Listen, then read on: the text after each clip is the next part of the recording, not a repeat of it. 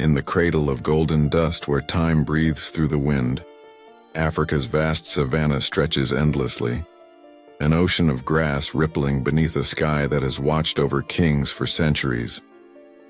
Here, beneath the scorching sun and amidst whispering, acacias, lion empires rise and fall. This is not merely a land of beauty, it is a battlefield, a kingdom drawn in blood and ruled by the roar of the dominant. There are no borders carved into the earth, no flags, no treaties, only scent marks on wind-blown grass and echoes of conflict carried on the breath of dusk. This is lion country, and its rulers claim their thrones not through inheritance but through war. A lone giraffe casts a towering silhouette across the fading sun. Antelope herds graze nervously in the open, their ears twitching toward the unseen. Elephants trudge, slowly in the distance, ancient and unmoved by the quiet tension, but under the veil of calm lies a storm. Something stirs in the shadows. A legacy is being challenged. Two prides, two bloodlines, one stretch of land. We begin in the heart of the eastern Serengeti, where the Olmoti pride has ruled for nearly 5 years. Their territory, a mosaic of open grassland and rocky outcrops, has long offered safety for raising cubs and vantage points for keeping enemies at bay. Under the watch of two powerful brothers, Tao and Rano, the pride has flourished. Their golden coats now scarred with battles past, these males have held off rivals year after year, commanding with both muscle and experience. Their pride is strong. 12 lionesses, each seasoned in the art of hunting and survival. Cubs from 3 different litters play beneath the shade of a thorn tree, their tiny growls a mimicry of the might they one day hope to possess. Tao watches them with quiet pride. Rano lies beside a lioness, grooming her gently. In this moment, the pride breathes as one. But harmony in lion society is as temporary as the rains. Beyond the Olmoti territory, in the scorched corridors of the southern plains, stir the Kora males, a coalition of 3 young lions banished from their natal pride 2 years ago. Cast out, scarred, hardened by solitude, they are now full-grown and hungry for dominion. Each day they move closer to the Olmoti borders, testing scent marks, roaring into the night, listening for weakness. They are not just challengers, they are conquerors in waiting. The oldest of them, Malik, is a brute with eyes that burn with hunger. Hunger not only for territory but for vengeance. His brothers, Kale and Naru, follow his lead. Their bodies are lean but strong. They've fought off hyenas, hunted alone, survived floods and droughts. They have no pride to protect, only glory to gain. And so the lines are drawn. Invisible yet felt in every breath, every twitching ear. The savannah is silent before war. At dusk, the wind changes. Tao lifts his head, ears pricked. Rano joins him, his nose twitching as the scent of unfamiliar males rides the air. The lionesses sense it too.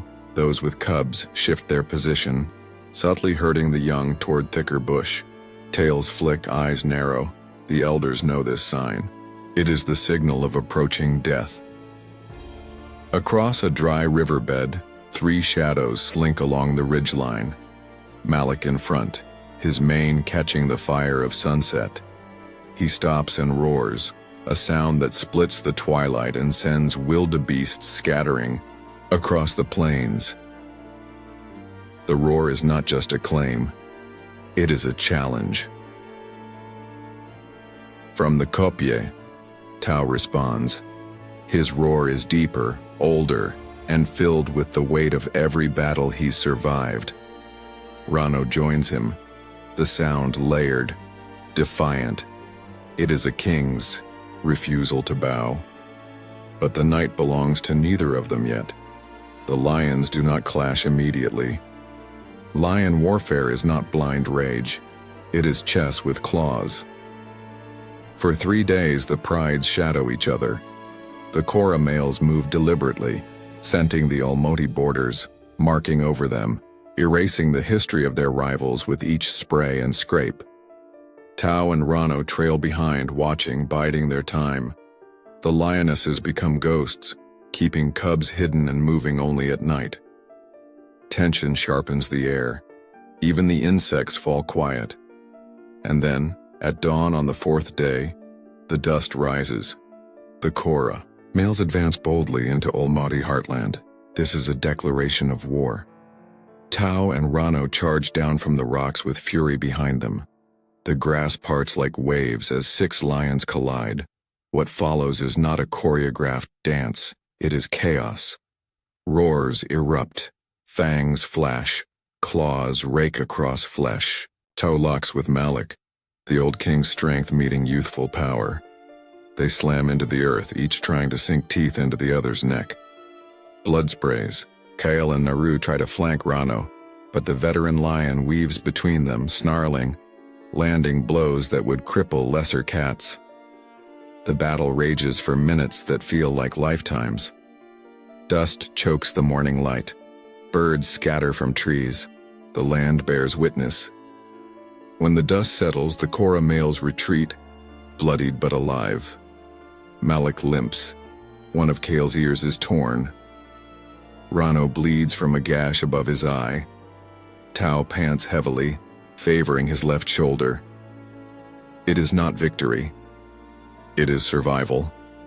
But this is only round 1. That night the Kora males do not leave.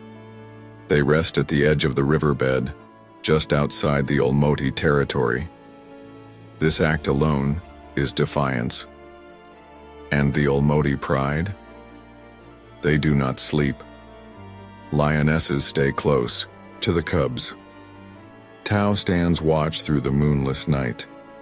Rano limps through the bush, checking scent marks, ensuring no one has slipped past. Their rule remains, but its foundation is cracking. In the wild, a single wound can shift the future. The next morning, a tragedy unfolds. While hunting at dawn, 2 lionesses from the pride venture too far, chasing an impala herd across the riverbed. The Kora males, lying in wait, seize the opportunity. Kale charges first, scattering the lionesses. Naru follows, pinning one briefly before she escapes. But Kale's jaws find a different victim, one of the older cubs, just shy of a year old. The cub never stood a chance. Kale crushes the cub's neck with one swift bite. It is not cruelty. It is strategy. By killing the cubs, they force the lionesses back into estrus, ready to bear the invader's offspring. In lion law, this is how legacies begin. The cub's mother returns to find only blood on the grass. Her low moan echoes through the plains, grief in its purest form. Tao and Rano arrive too late. They chase the Kora males off again, roaring. With rage, their bodies moving stiffly now, older, worn. The sun rises blood orange over the savannah, casting long shadows across scorched earth. The wind carries the dust of yesterday's war. Somewhere, vultures circle in the sky, nature's cruel archivists, ready to catalog the fallen. But beneath this morning sky, a different story brews. A tale not of loss but of bonds forged in the furnace of survival. Brotherhood in the world of lions is not a sentimental tie. It is a strategy, a weapon, and a lifeline. Coalitions, groups of male lions bound by blood or circumstance, are the deadliest force on the African plains. Where a lone lion is vulnerable, a coalition is unstoppable. Among the most infamous in recent memory was the Kora coalition, whose brutal rise we have witnessed. But they are not unique. Across the grasslands and acacia woodlands, coalitions shape the very heartbeat of lion kingdoms. Their strength is not just in their teeth, but in their unity. To understand the power of a coalition, we travel now to the Ngorongoro highlands, where another brotherhood reigns, the Mbali males, a duo whose rise to power is sung across the Mau plains like legend Mbali and his younger brother Ruko, were born to the rain-soaked hills of the northeast. Their early years were marked by droughts, hyena raids, and the slow decline of their natal pride.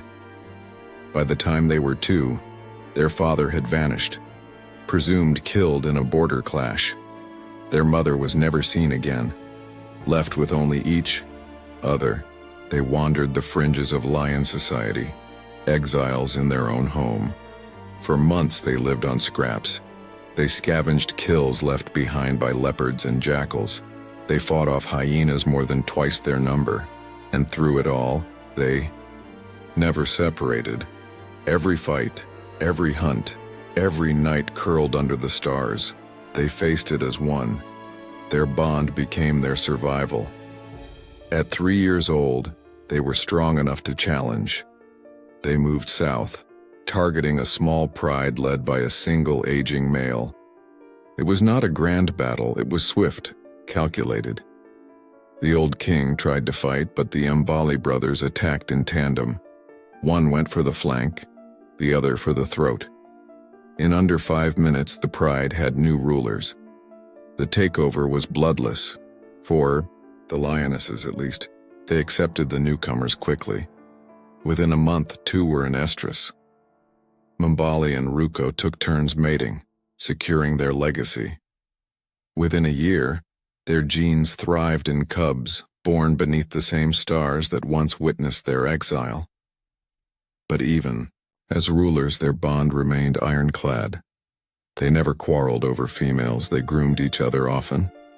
When Ruko was wounded during a zebra hunt, his foreleg pierced by a horn, Mbali stood watch over him for days, guarding against scavengers, refusing to move even when hunger gnawed at him. This is not common behavior in the lion world, where even siblings often turn rivals. Coalition success depends on a delicate balance, shared power without competition. Many coalitions fracture as their ambitions grow, but the strongest survive as equals. Far away, the Kora coalition tells a different story. Now rulers of the Olmoti pride, Malik, Kale, and Naru, patrol their new kingdom with swagger. Their roars echo across the valley. The lionesses are under control. The cubs are gone. The land is marked anew. But beneath the surface, cracks begin to form. Malik, the eldest and strongest, sees himself as the alpha. He mates most frequently, guards the freshest kills, leads patrols. Kyle, though formidable, has begun to show resentment. Naru, the youngest, lingers in the background, obedient but watchful. Their unity was strong in exile, but with victory comes ego. And in lion society, power does not like to be shared for long. It begins with a simple dispute, a wildebeest kill made by Naru. As he feasts, Malik approaches and growls. Naru, usually submissive, refuses to back away. He's hungry, and he made the kill. Kyle watches. For a moment, the world tightens. Malik lunges, not with killing intent, but enough to assert dominance. Naru submits, rolling over, exposing his belly. Malik claims the prize, but something changes in Naru's eyes. A seed of rebellion is planted. 3 weeks later, Kale challenges Malik during a mating opportunity. A lioness in estrus lies in the shade, tail flicking, ready. Malik approaches, but Kale blocks his path. They square off. Roars erupt. Dust swirls. The lioness flees. They do not fight. Not yet. But the moment lingers. In the world of coalitions, loyalty is tested not in battles, but in moments like this, when desire, hunger, or pride push one brother too far. The Mbali brothers face their own test when a drought grips their territory. Prey disappears. The rivers dry to cracked mud veins. The lionesses grow thinner. Cubs wail with hunger. Mbali and Ruko must roam further each night, venturing into rival lands in search of food. During one risky raid, they stumble into the territory of the Dakari coalition. two massive males ruling a distant pride.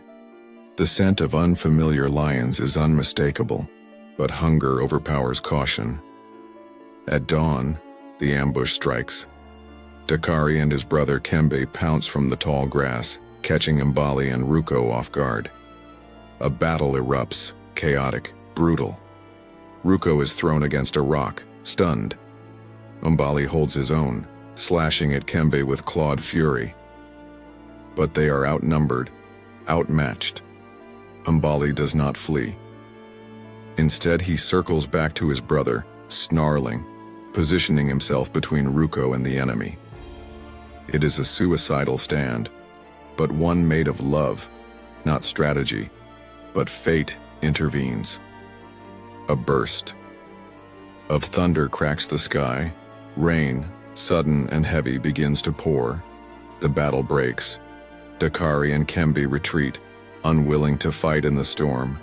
Mbali pulls his injured brother away, dragging him through the mud. They survive. And in the days that follow, as the rains cleanse the land and prey returns, so does their strength. Ruko recovers slowly, but the bond between them is now unshakable. Back in the Olmoti territory, the Kora coalition begins to unravel. Malik grows increasingly dominant, chasing off Kyle during hunts, denying Naru mating access. The balance that once held them together crumbles, and then it happens. During a border patrol, Naru disappears. Kale finds traces of a scuffle, tufts of fur, blood in the dust. No signs of hyenas, no leopard prints, only the echo of betrayal. Some say Malik attacked him in the night. Others whisper that Naru fled rather than be killed. No one sees him again. The Kora coalition is now two, but even two can fracture. Kyle begins to patrol separately. He no longer answers Malik's calls immediately. He scents further afield. The lionesses sense the shift. Some stay with Malik, others begin to shadow Kale. The pride divides not in territory but in allegiance. Then one morning, Kale is found with fresh wounds, 3 long gashes across his flank. Not from prey, not from accident. Malik has struck. It is not open war yet, but it will be. The coalition that once conquered together is now poised for civil war. And so the lesson of brotherhood repeats across the plains. Unity is power, but power corrupts. The Mbali brothers, older now, watch their cubs grow. Ruko still limps slightly, a reminder of battles past. Mbali's mane has grayed around the muzzle, but their territory is peaceful. Their lionesses trust them. Their rule is quiet, enduring. They are not famous, not feared, but in the quiet strength of their brotherhood, they have carved a legacy far more enduring than in the shadow of the kings and warriors. A quieter power shapes the fate of every pride. She walks without fanfare. No thunderous roar announces her. Her strength is not in brute force, but in patience, instinct, and unity. She is the lioness, the heartbeat of the pride, the hunter, the guardian, the mother, the queen.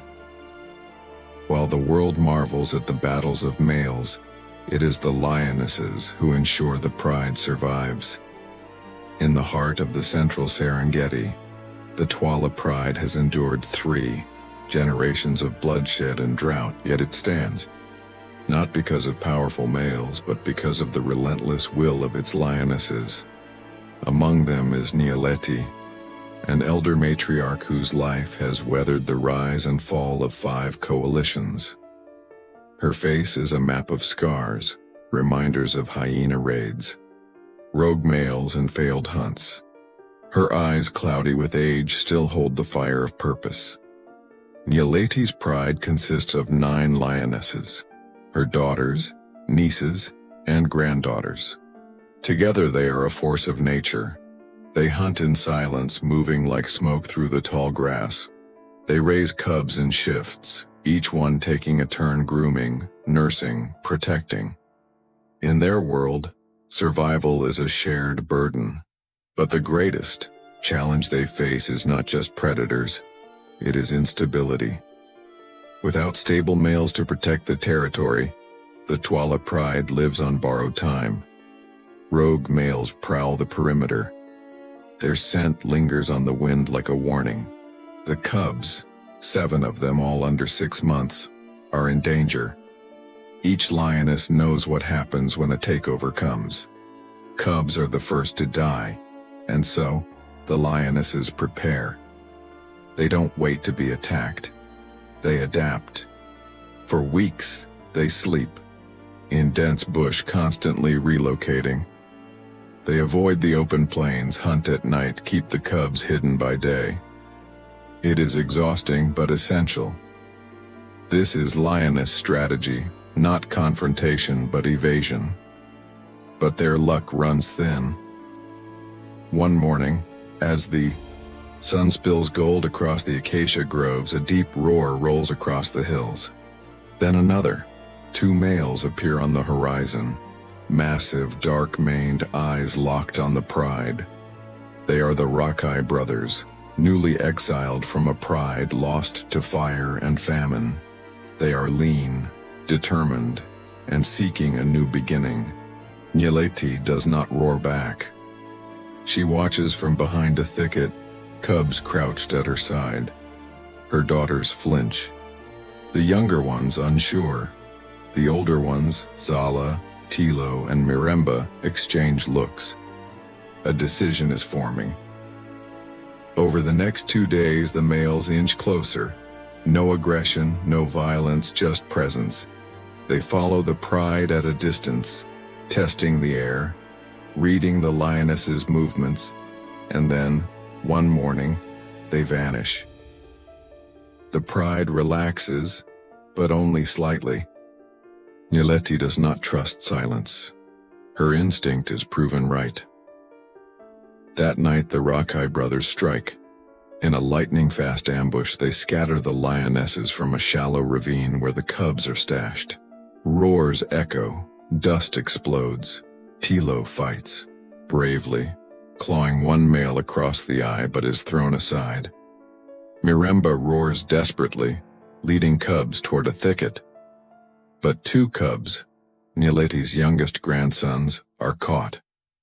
In a matter of seconds, their cries are silenced. By dawn, the pride is changed forever. But something unusual happens. The Rockeye brothers, after the killing, do not press further. They retreat, no chases, no mating attempts. They wait. It's a test. Over the next week, they follow at a distance, never attacking, simply watching. Their behavior is curious, not reckless, not brutal, strategic, respectful. Zala is the first to approach. She scents near them one evening, circling slowly, tail low. One of the Rockeye males responds not with a growl, but with a gentle chuff. It's a beginning. Within 10 days, the lionesses accept the new kings, not because they are conquered, but because they have chosen to survive. Nyeleti watches from afar. She has lost many cubs in her life, too many, but she knows what must be done. Survival sometimes means surrendering to change. In time, the pride stabilizes again. Zala gives birth to a new litter, sired by the Rockeye males. This is how the cycle continues. Old blood gives way to new. But not all prides are so fortunate. In the north, the Mavuno pride suffers a different fate. Their lionesses, led by a fierce matriarch named Shira, resist takeover after takeover. They are proud, militant. They fight, always. But their resistance has a cost. 3 sets of cubs lost, 2 lionesses dead, no stable coalition willing to stay. Without males, their territory shrinks. Prey becomes scarce. Hyenas encroach. One by one, the lionesses splinter off, some to join neighboring prides, some to disappear into the wilderness. Shira remains, defiant to the end. She raises her last cub alone, hunting by herself, facing threats at every turn. But her body is aging. One missed step, one failed hunt, and her fate is sealed. She is found beneath a baobab, her cub still curled beside her body. This is the harsh reality. Strength without strategy is not survival. The lionesses of the Twala pride learn to live with their loss. The Rakai brothers prove to be capable protectors. They patrol tirelessly, fend off intruding males, share kills with the lionesses. The pride flourishes. But their fate was decided not just by the strength of the males, but by the choices of the queens. It is the lionesses who decide when to fight, when to flee, and when to accept. Their choices shape generations. And as Nieleti watches her newest great-grand cub take its first steps into the morning light, she knows her time is ending. Her legs ache, her breath shortens, but her legacy walks beside her. She does not roar anymore. She does not need to. She has already won. Across the endless gold of the Savannah, where every horizon stretches like an unfinished sentence, kingdoms rise side by side, each governed by tooth, by roar, by lineage. But no two kingdoms can remain untouched by time. Inevitably, they collide. In the southern reaches of the Serengeti, two mighty prides flourish under separate banners. The Kavula pride, ruled by the seasoned Tajo coalition, and the Nyoka pride, led by the younger and volatile Sefu brothers. For years they thrived, in relative peace, separated by a river that acted as both a boundary and a barrier. Prey was abundant, the balance was respected, but when the river dried, so did that fragile peace. The Kavula pride, with territory stretching across ancient kopjes and sprawling grass plains, was a legacy pride, its bloodlines traced back generations. Led by three powerful males, Belo, Django, and Rory, the Tajo coalition was known not only for strength but unity. They patrolled with diligence, defended with fury, and protected their lionesses with a seasoned calm. Their cubs thrived. Their reign, unchallenged for 5 years, had become mythic. Just beyond the border, the Nyoka pride was younger, more aggressive, and expanding fast. The Sefu brothers, Maro and Tiku, had claimed the pride through force, dethroning an older coalition in a bloody takeover that scattered cubs and lionesses. Their rule was not gentle, but it was effective. Under their command, the Nyoka lions had grown bold and restless. It was not long before prey grew scarce in Nyoka territory. Drought pushed wildebeest herds deeper into Kavula lands. The river, once impassable, shrank to a shallow trickle. The scent of opportunity wafted over the cracked mud like a challenge. One morning, the first incursion came. A Nyoka scout, Layla, a young huntress, crossed into Kavula territory, trailing a migrating herd. She wasn't there to provoke, only to feed. But her presence did not go unnoticed. Rory, eldest of the Tajo males, spotted her from a ridge. He did not attack. He did not roar.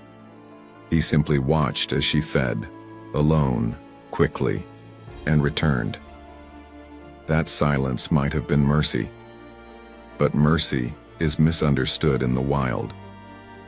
2 days later, the Sefu brothers crossed the river. Their roars shattered the dawn.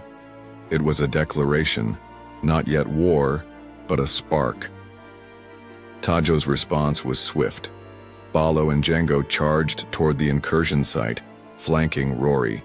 Their presence, massive, deliberate, pushed the Sefu brothers back. No blood was shed. Not yet. But the message had been delivered. This land was claimed. Still, the younger brothers did not retreat far. They lingered at the edge, marking trees, roaring at dusk, tempting fate. The lionesses of Neoka, emboldened, began to test the border more often, following prey trails using cover to evade Tajo patrols. Sometimes they succeeded. Sometimes they fled in a panic. Tension hung over the plains like a storm cloud, and then the storm broke. It began with a zebra kill. The Neoka lionesses brought down a stallion deep within the Kavala range, a dangerous, illegal triumph. As they fed under the noon sun, unaware of how far they had crossed, Rory appeared on the ridge. He stood still, and then he descended. There was no warning roar, no territorial display, only violence.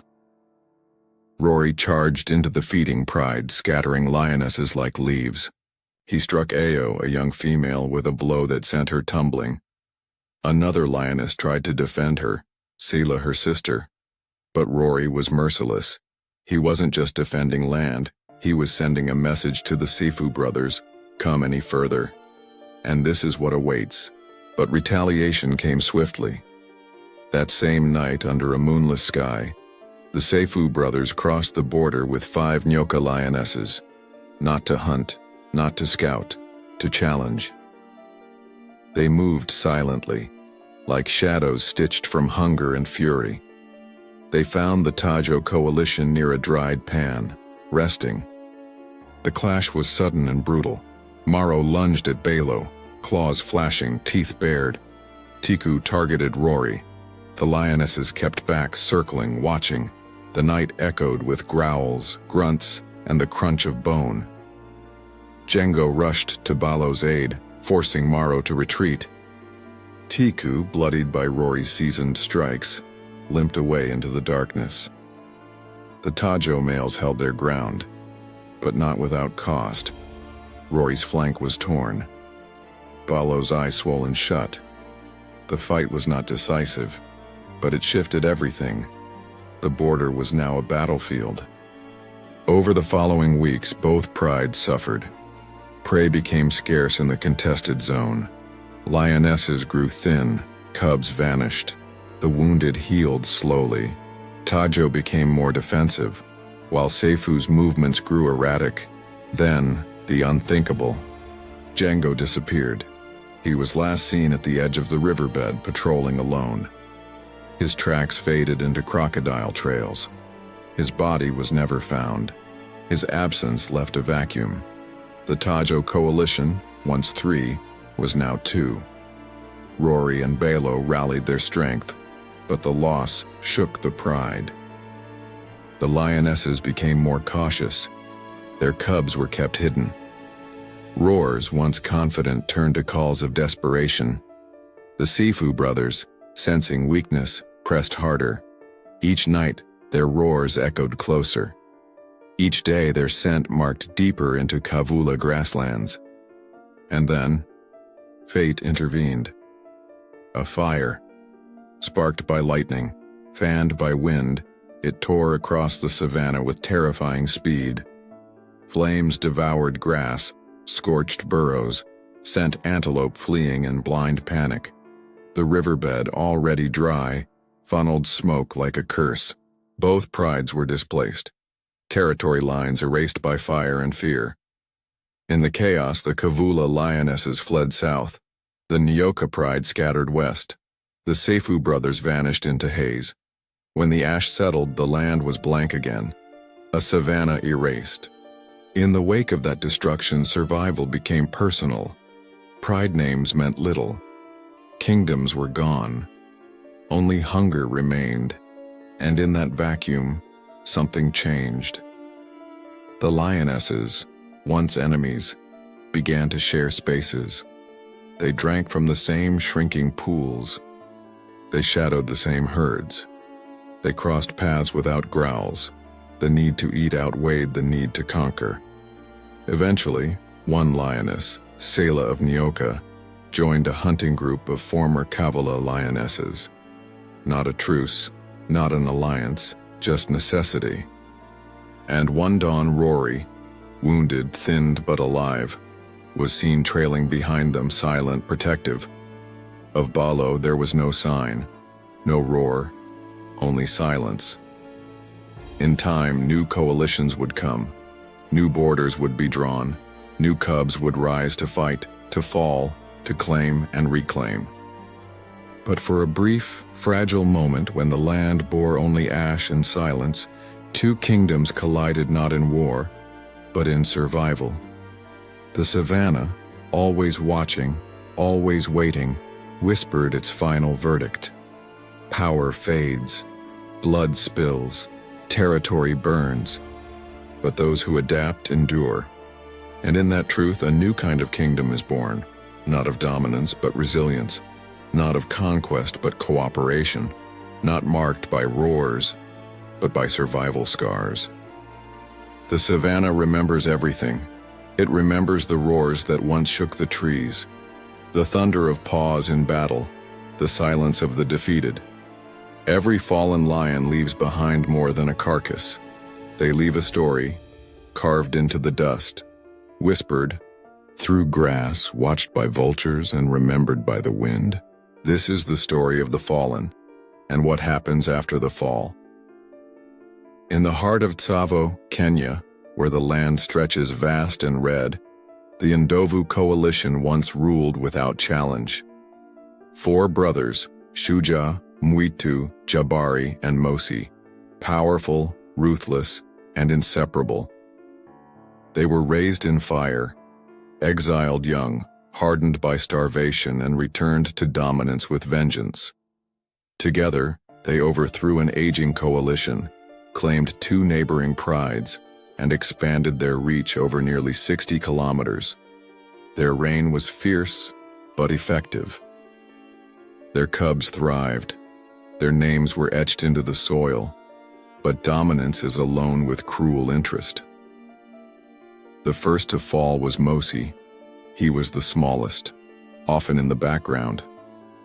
During a confrontation with a rogue pair near the Chulu Hills, Mosi was cornered, separated, and mortally wounded. His brothers found him still alive but broken. They did not leave him.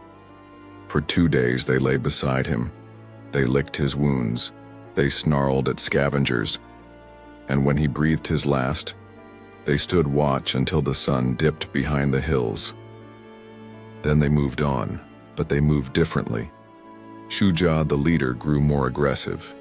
He patrolled farther, roared louder. Mwitu grew quiet, obsessively trailing hyenas, often disappearing for days. Jabari, the youngest, became reckless, charging buffalo alone, earning injuries that festered. The coalition that once moved as one began to splinter beneath the weight of loss, and nature noticed. Rival males from the north, the Keiko pair, 2 scarred titans named Baraka and Ndima, began pushing southward. They had been watching, waiting, listening to the weakening thunder. They struck at dawn. While the Ndovu males were separated, Shuja east and Mwitu west, Jabari was caught alone near a watering hole. The Keiko pair tore into him with brutal efficiency.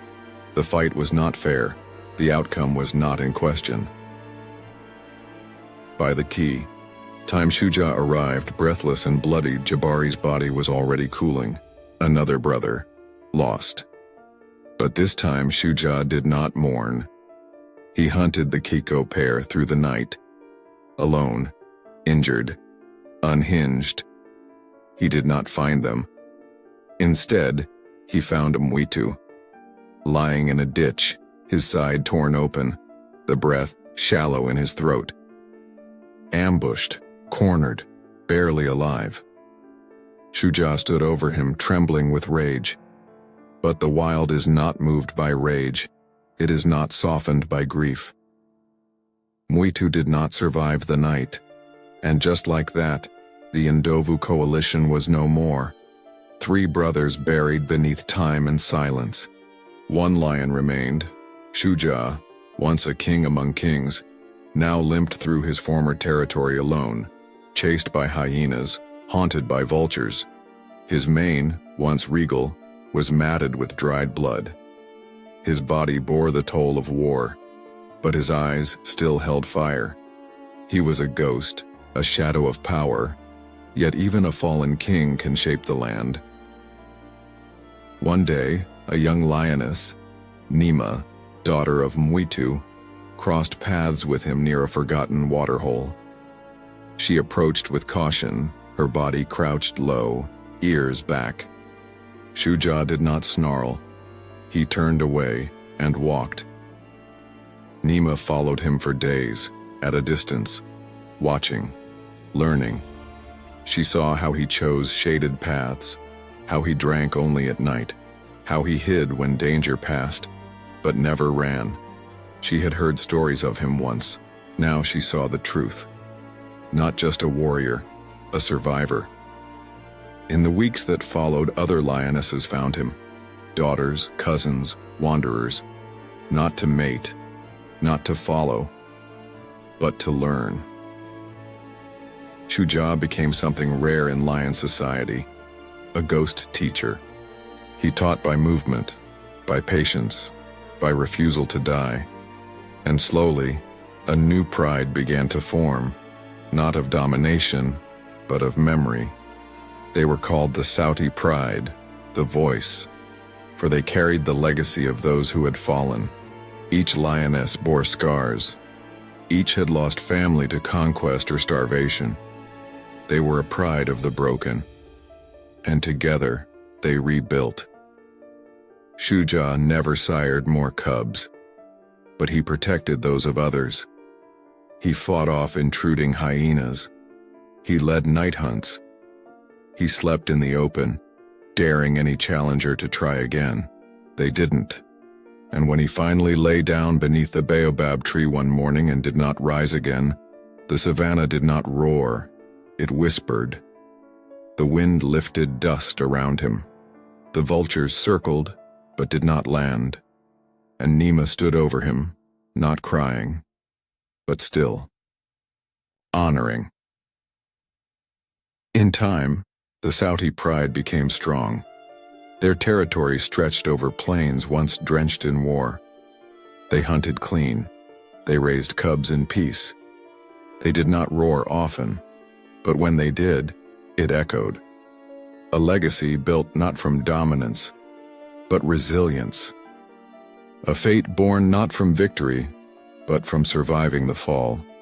Elsewhere in the Kruger wilderness, a lone male named Rethabila limps across a thorny ravine.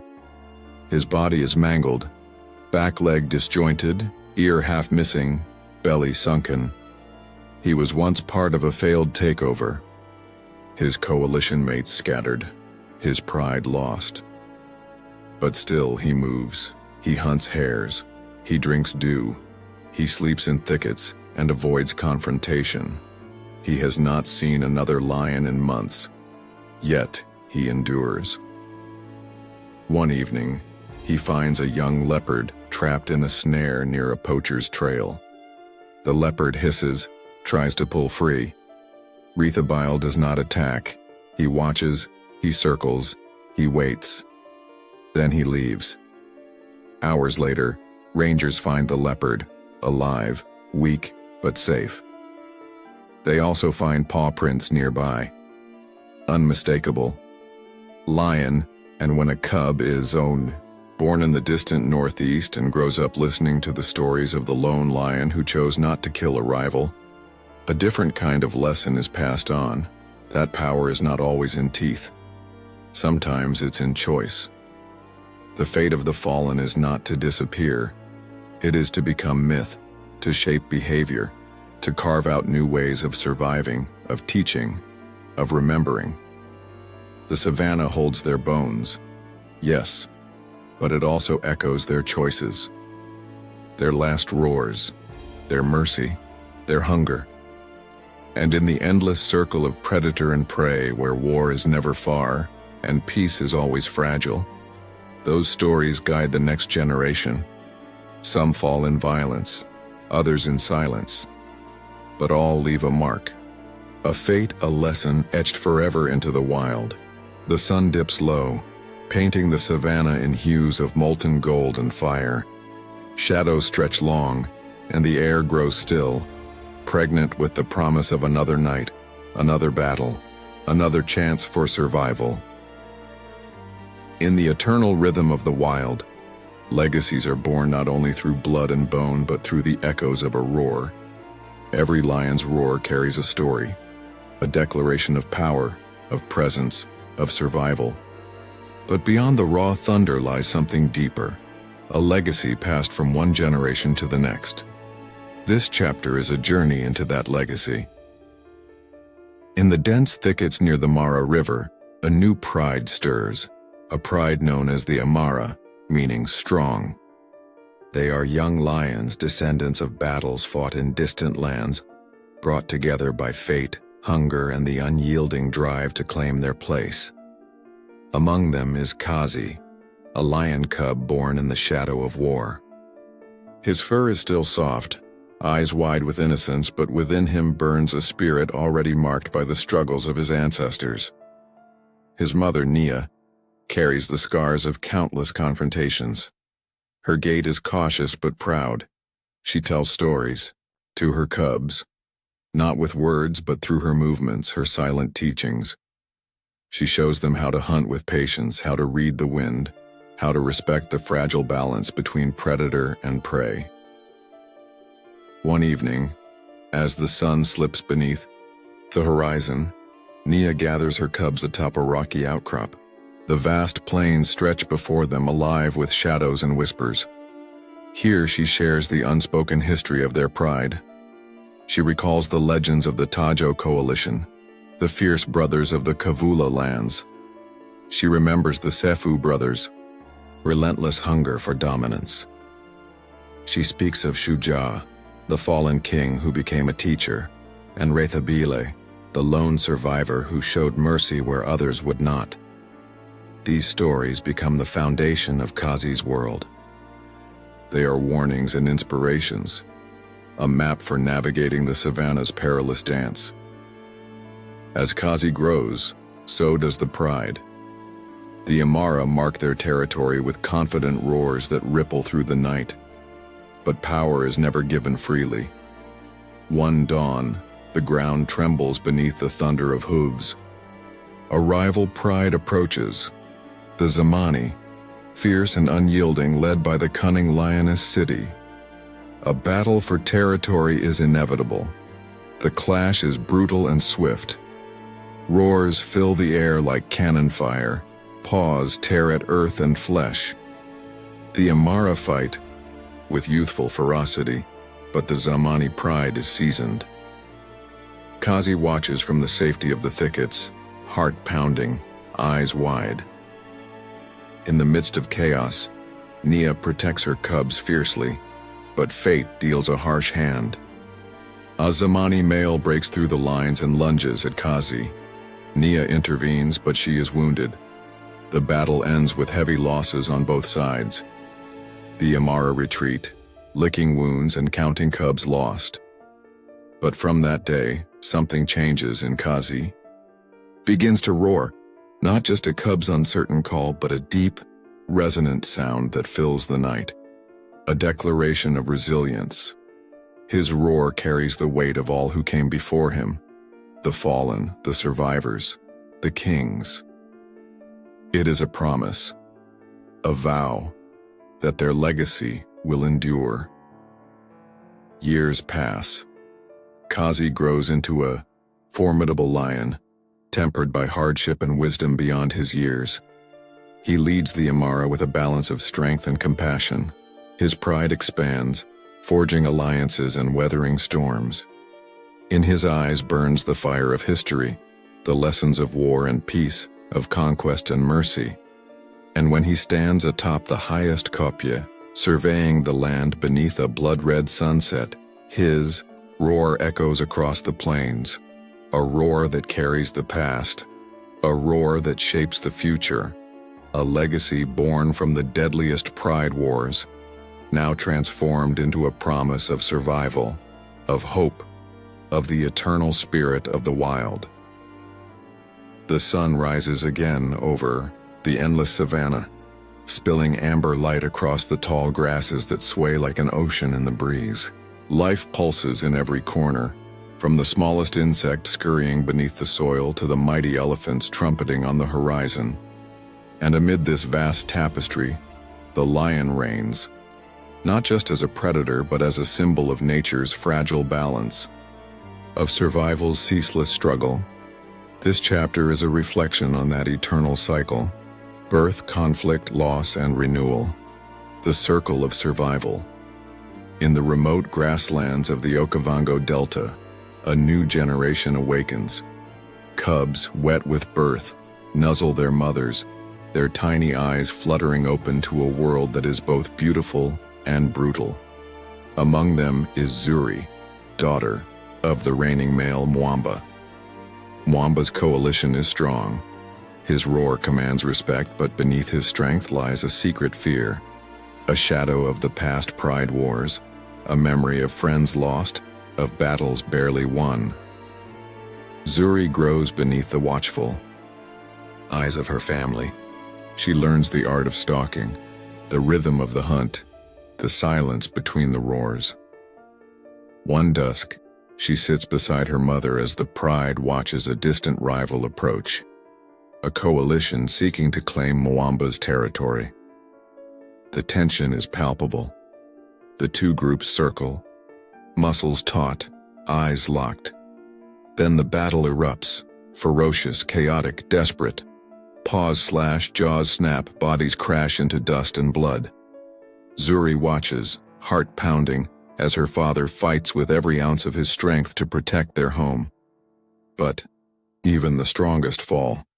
A rival male sinks his teeth into Mwamba's shoulder, dragging him down. The pride falters. Yet in that moment of despair, Zuri rises. She charges forward, joining the defense with fierce determination. The tide turns. The rival coalition retreats, battered and broken. In the aftermath, Mwamba lies wounded but alive. The pride is shaken but united.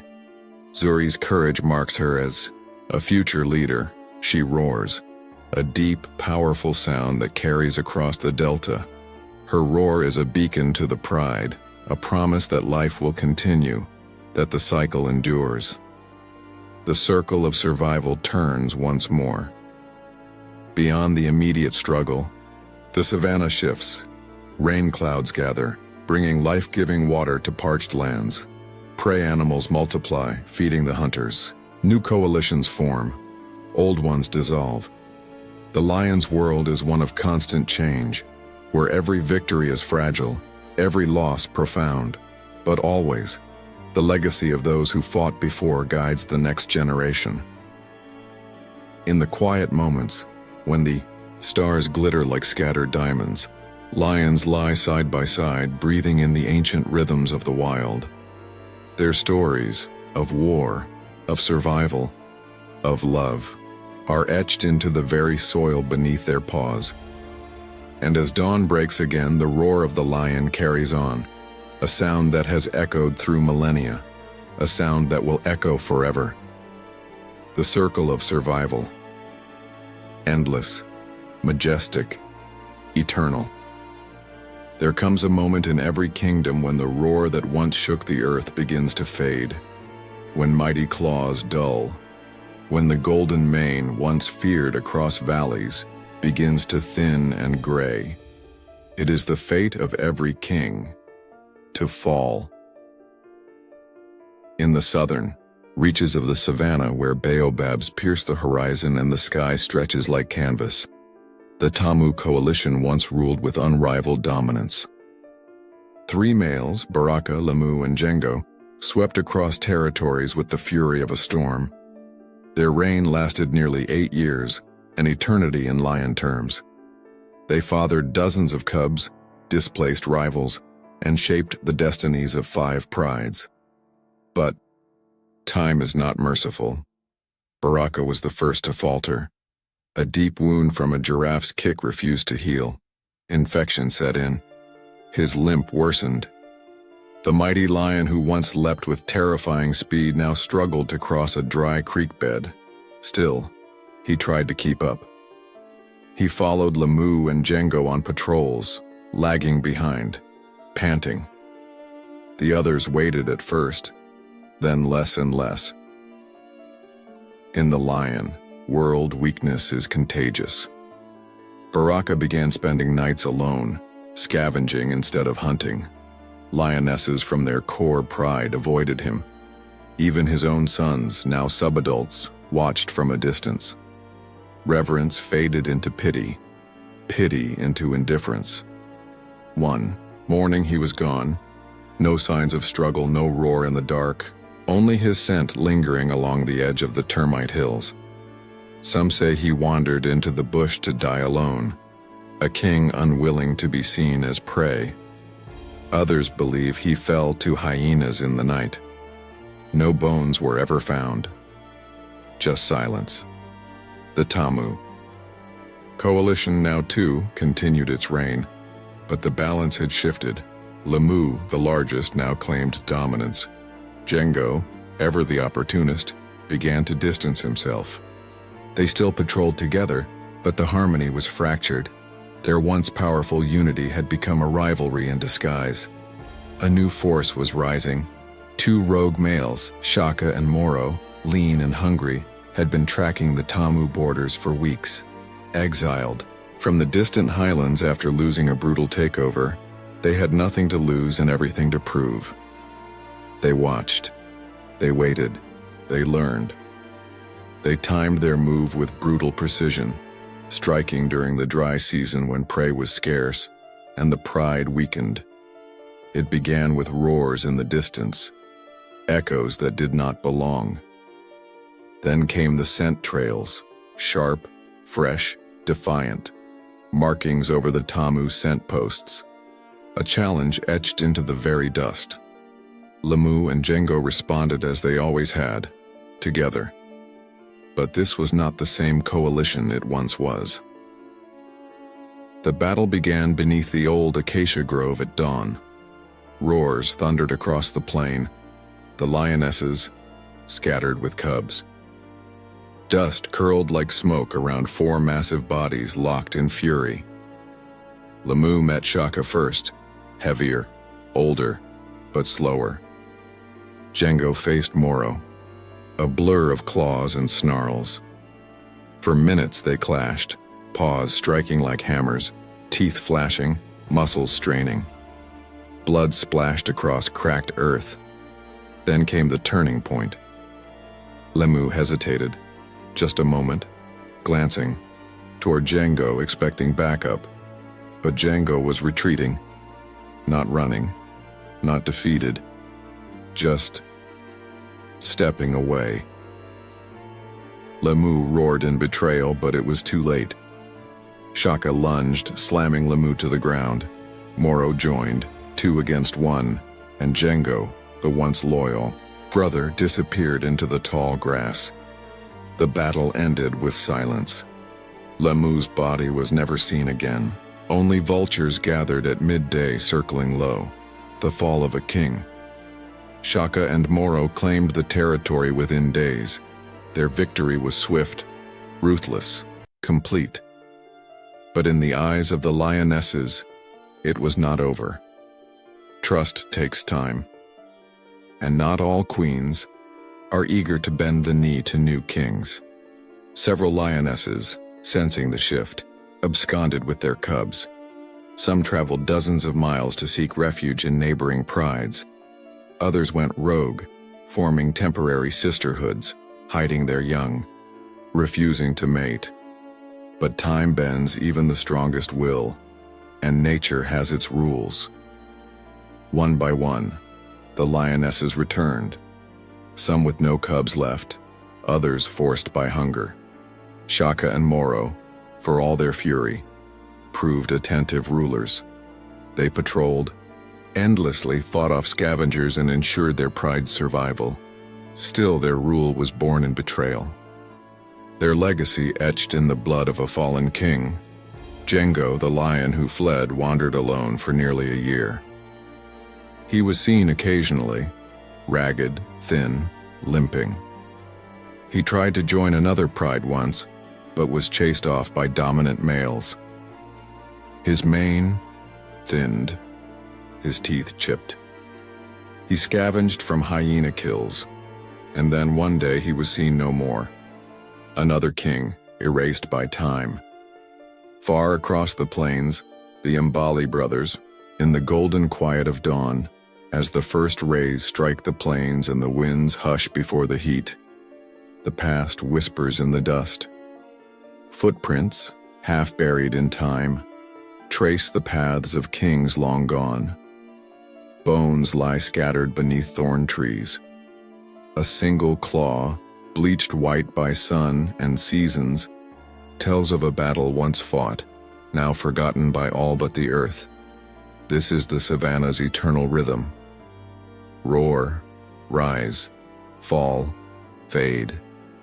But some legacies refuse to vanish. In the desolate heart of the Masai Mara, where grasslands sweep into sky and vultures wheel like prophets of fate, a pride known only as the orphan stirs a story not of dominance but of endurance. Born of chaos, the orphans are a pride of survivors. Their mothers were killed in a rogue takeover. Their fathers vanished before they could protect them. The cubs, barely weaned, were expected to perish. But they didn't. They fled into the shadows, huddled in caves, fed on scraps. Hyenas circled, leopards stalked, and still they lived. The oldest among them was Shani, just 15 months at the time of the collapse. Too young to lead, but too old to forget. She became the heart of the group.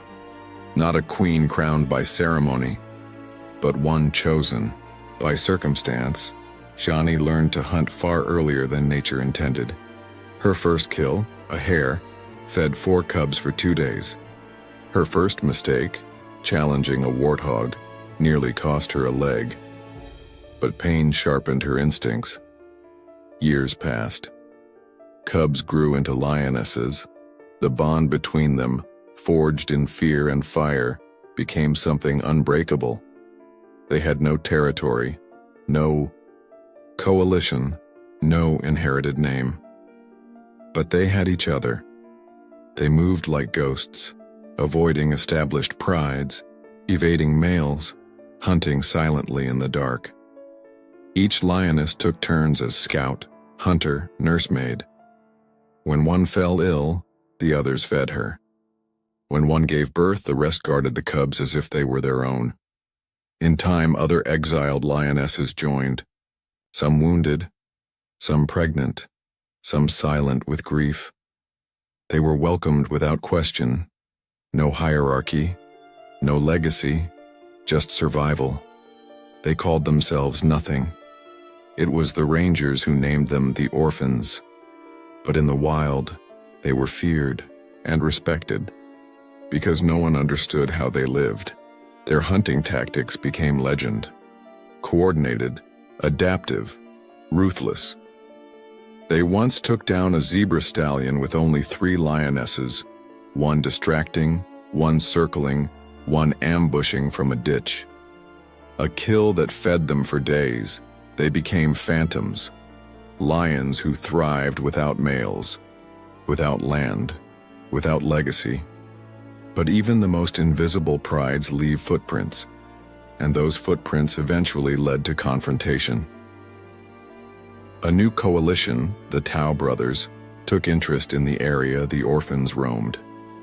Large, ambitious, and freshly victorious from a takeover in the West, they sought to expand, to claim, to conquer. When they crossed paths with the orphans, the expected pattern was simple: domination. Roar, pursue, eliminate cubs, assert control. But the Tao brothers miscalculated. When they roared, the orphans did not flee. They vanished.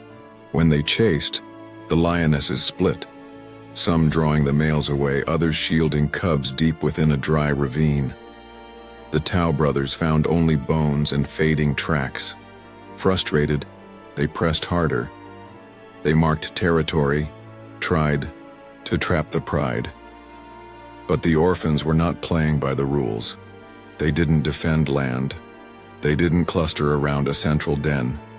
They were everywhere and nowhere. And then came the night of the ambush. One of the Tao brothers, Kale, broke from his sibling to patrol alone. He stumbled into what he thought was an abandoned stretch of grassland. It wasn't. 3 lionesses waited, hidden in silence. Kale barely escaped with his life. Bloodied, limping, humiliated, he did not return to that stretch again. The Tao brothers eventually moved on, seeking easier targets, prides with traditional structures, lionesses that yielded. The orphans remained, intact, defiant. Shani, now grizzled and wise, raised 3 generations of cubs. Not all survived, but enough did to prove a point. Legacy is not just bloodline. Legacy is choice. It is the decision to protect when others flee, to rise when all signs point to ruin, to carve a path through ash and dust, even when the wind screams that you are alone. The Savannah holds stories of roaring kings, brutal coalitions, and bloody takeovers.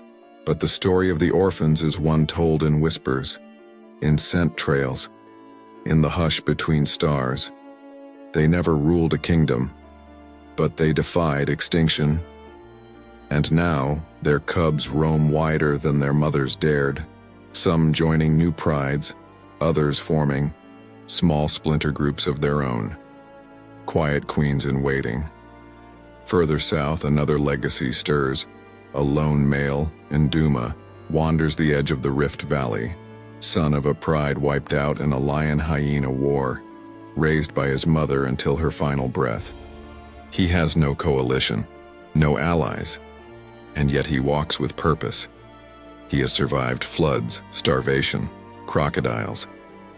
The Savannah is a place of grandeur and brutality, where the circle of life is not a myth but a relentless truth. Beneath its golden beauty lies a rhythm forged in hunger, blood, and adaptation. Every creature plays its part. Every breath borrowed must be repaid. In this ancient theater, lions do not merely survive. They endure by becoming part of something larger, a circle that begins before them and outlasts them. In the dry heart of Botswana's Okavango Delta, where emerald floodplains meet scorched sand, the Mafiri pride awakens. Led by a fierce lioness named Nia, the pride is spread out across a shallow woodland. Her breath fogs in the early morning chill. Cubs nurse beside her, tiny paws kneading the dust. Nia's body bears the stories of struggle. Faded claw marks, a torn ear, a healed fracture in her back leg. But her eyes are sharp, alert. Every sunrise is a challenge, every day a test. Nia's pride has grown lean and watchful in recent years. Flood patterns have shifted. The herds have moved deeper into the wetlands. Hunting takes longer. Risks are higher. The survival of her pride rests not in muscle, but in strategy. At twilight, the pride moves with precision. Nia leads, flanked by 2 younger lionesses, daughters now grown into hunters. They read the wind. They gauge the grass height. They listen for hooves. On this night, the target is a reed buck, isolated and grazing close to a cluster of fig trees. A young male, unaware of the closing danger. The ambush is set in silence. One lioness circles wide, crouching low. Another shifts to the windward side, driving scent and sound toward Nia. Then, explosion, a rustle, a blur, a flash of claws. The reedbuck leaps, panics, zigzags toward escape, but Nia anticipates the move. Her body, lean but lethal, surges from cover. She grips the throat. The others close in. A clean kill. Not triumphant, Not savage, necessary. The pride eats quickly. Vultures already wheel above. The scent will soon draw hyenas. Before the bones are cold, they move again. Cubs in tow, bellies round, eyes gleaming. The circle continues. Yet survival is not only about hunting, it is about protection. Nia senses a new threat, a lone male, massive and unpredictable, trailing their scent for 3 days. He is not part of a coalition. He bears the scars of recent fights. His presence sends a silent ripple through the pride. He is not here to court. He is here to conquer. Nia has seen it before. The newcomer who sniffs at the wind, circles the periphery, roars in defiance. Not all males wait for opportunity. Some take it. One morning, he appears on the horizon, muscles coiled, eyes locked. Nia snarls. The pride groups together. Cubs vanish into the underbrush. The tension cracks the air. But then, something unexpected. The male halts. He lowers his head. Not in submission, but restraint. He lies down a short distance, away watching. For hours he does nothing. For days he follows, but does not attack. Nia's instincts, hardened by loss, remain alert. But this male is different. Eventually the pride begins to